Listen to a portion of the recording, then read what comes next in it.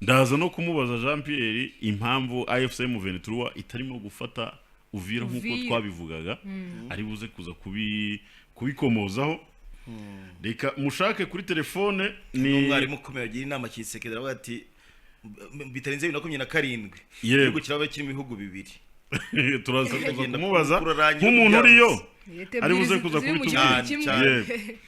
Turaza rero kubwo ndimo mushaka ku nzira mugozi kuri telefone. Mwaramutse neza Yohana Umubatiza. Mwaramutse neza kandi muraho Samu. Hano mu kiganiro Rwanda nkunda kuri Damuke TV ndi kumwe na bagenzi banjye Brandine Uwikunda na Jean Pierre nabo baragusuhuza. Yego mukomere cyane abantu bo kuri Damuke TV ndetse na bakunzi bose bacu nabanyu hano haba kuri Africana TV ndetse no kuri Damuke TV nanjye ndabasuhuje. Mukomere cyane. Yego urakoze cyane. Twarimo tubwira abadukurikiye ko uyu munsi habayeho guhindukaho gatoya kandi tuzajya dukomeza kubaha update z'amakuru ari kuvugwa mu burasirazuba bwa Repubulika Iharanira Demokarasi ya Kongo. Akaba ari nayo mpamvu duhise tuvugana namwe. Ubu amakuru agezweho aho ngaho mu burasirazuba bwa Repubulika Iharanira Demokarasi ya Kongo nayahe? Reka mbagezeho abanziriza ayagiye kuza mu kanya. Uyu munsi mu bijyanye na politiki ya hagati ya AFC 23 na leta ya Kinshasa murabizi ko hasanzwe hagiye habaho ibiganiro. Iyo umuntu atekereje rero kuri iki gice 23 yamaze gufata mu by'ukuri umuntu atakita igice gitoya. Hari ibiganiro byagiye biba abaturage bakomeye ngo n'amasezerano ni ibiganiro byabaye abayobozi bo kuri AFC 23 baganiriye hagati ya na Kinshasa ariko nibasobanukirwe ibyo baganiriye ni ibiki. Birero nkuko ndimo mbabwira tugiye kuganira ku ruzinduko rw'umunyamabanga uhoraho muri Alliance Fleuve Congo uyu nguyu yitwa Benjamin Mbonimpa akaba ari nawe umwe uburi ku ruhembe mu bajya mu biganiro yabidoha yaba muri Suisse mu bijyanye no kuganira ku gushakisha amahoro muri iki gice cya Repubulika Iharanira Demokarasi ya Kongo. N'uruzinduko rero akora ari kumwe n'abandi bayobozi batandukanye. Reka tugaruke yenda nko kuruheruka muri iyi mpera y'iki cyumweru runakomeza no kuri uyu wa kabiri. Ahangaha kuri iki cyumweru twari mu gice kiri hagati ya Sud Kivu na Nord Kivu ku bahazi ni kilometero bitari bikeya uvuye mu mujyi wa Goma ugakata werekeza ahitwa Kiloche ukagera Minova. Yego twabonye uri ku cyapa cya Minova. Yego ahangaha rero ni mu birometero bigera nko muri 30-40 ntabwo ari kure cyane mu by'ukuri ariko uca inzira y'amazi naho ni kure. Ahangaha rero urugendo ruhari nk'uko bari bubikurikire cyangwa bibona uyu mugabo yari kumwe na vice gouverneur ushinzwe ibijyanye n'ubukungu n'imari muri guverinoma ya Nord Kivu yitwa Bahati Amani Shadrake ndetse n'abandi bayobozi bya tekinike. Kubera iki rero uyu mugabo ajyana n'aba bayobozi ari kuzunguruka hamwe n'aba bayobozi ni igisobanuro gihari nuko M23 cyangwa se M23 ubu ngubu iri mu cyitwa development nubwo hari mu ntambara ariko batangiye gukora ibyitwa ibikorwa by'amajyambere kuri plan y'imyaka 5, 10 na 15. Biratangaje cyane. Hello? Yes, muri kunyumva neza. Yego turimo turakumva. Yego hanyuma rero umuntu yakwibaza ngo kubera iki nk'abantu bari muri gahunda y'intambara bari mu bikorwa by'amajyambere mu gihe duherutse kumva yuko hari abasirikari baturutse ku ruhande rwa Kinshasa bagiye kuza bageze Goma ngo bagiye guhuza cyangwa se gukurikirana ibijyanye n'ishyirwa mu bikorwa byo guhagarika imirwano. Samu sinzi niba muri kunyumva neza. Turimo turakumva rwose komeza turakumva. Yego ibi rero ubutumwa buhari ni ibimenyetso bigaragaza yuko AFC 23 nta gahunda yo gusubira inyuma ahubwo gahunda ihari ari uko bavansa imbere kugira ngo bakureho icyo bise ubutegetsi bubi ubutegetsi bw'igitugu bukandamiza kandi buvangura. Ibi rero biragaragarira aho batangiye gukora imihanda nyuma y'isuku y'umujyi wa Goma bakaba batangiye gukora ibiraro no mu zindi nkuru tubereka n'ibindi barimo gukora ibiraro kubaka amashuri ndetse n'amavuriro kuzana za ambulance zitwara abarwayi kwa muganga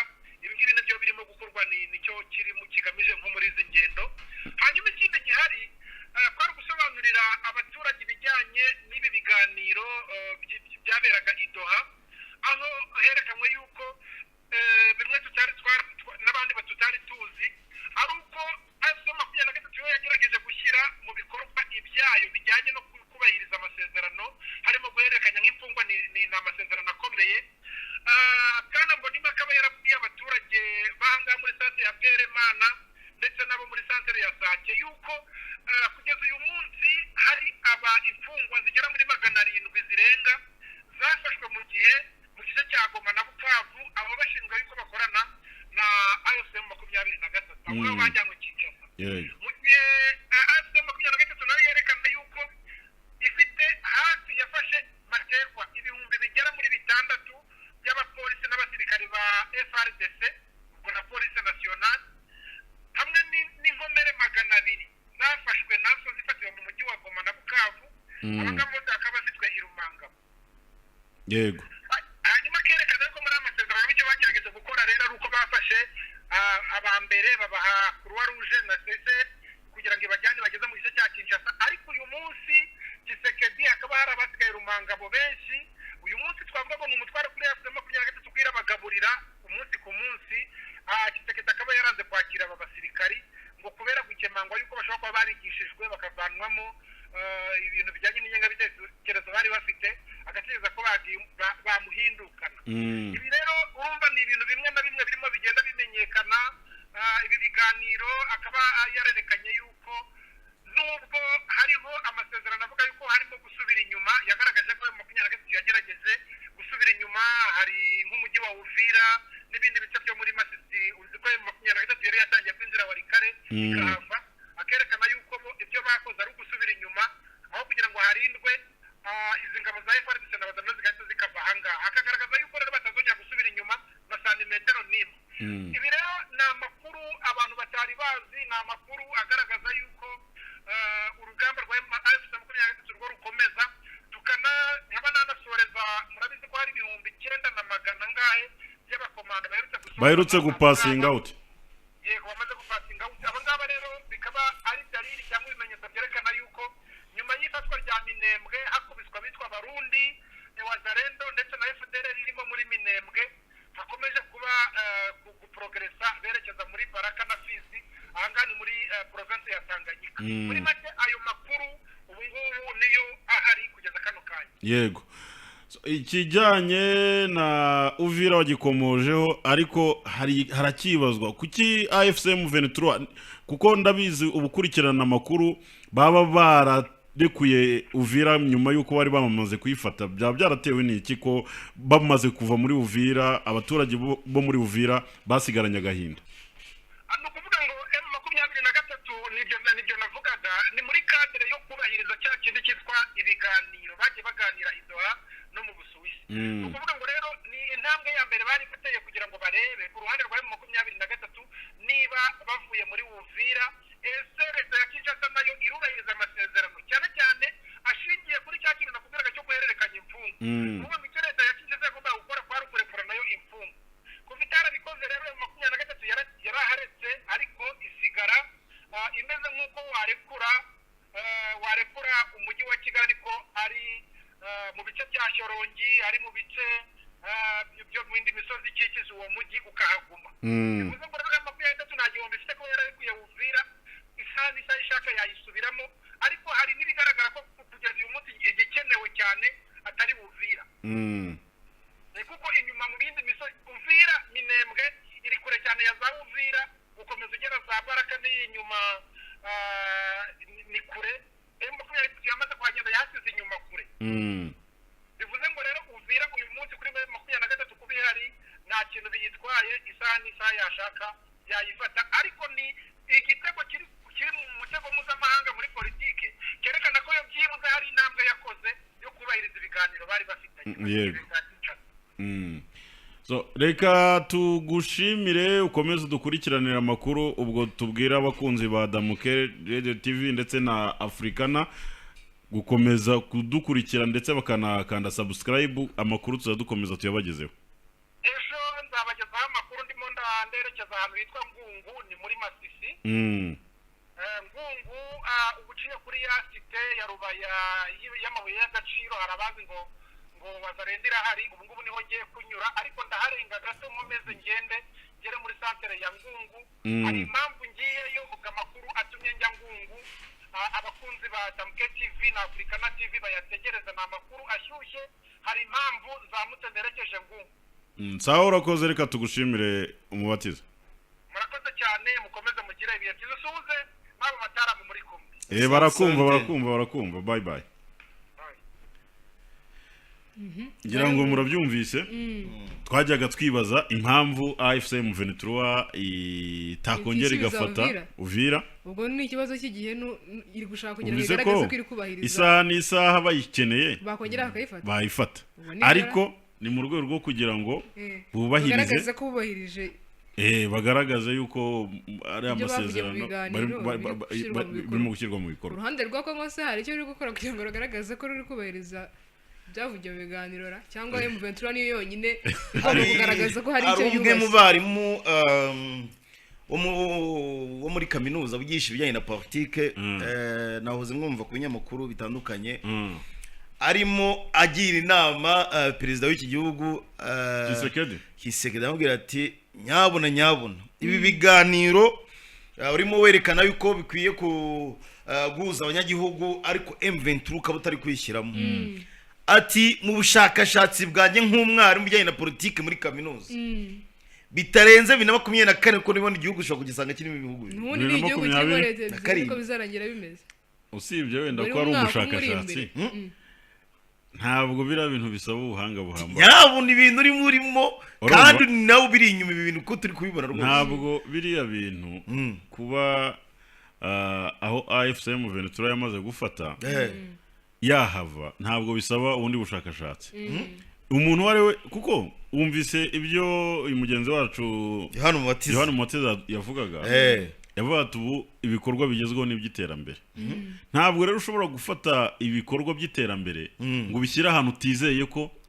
uzagumana uri kubyumva kandi ikindi ibikorwa by'iterambere birimo imihanda birimo ongera uko bitwara n'amafaranga inembyo ndikubwira uko amafaranga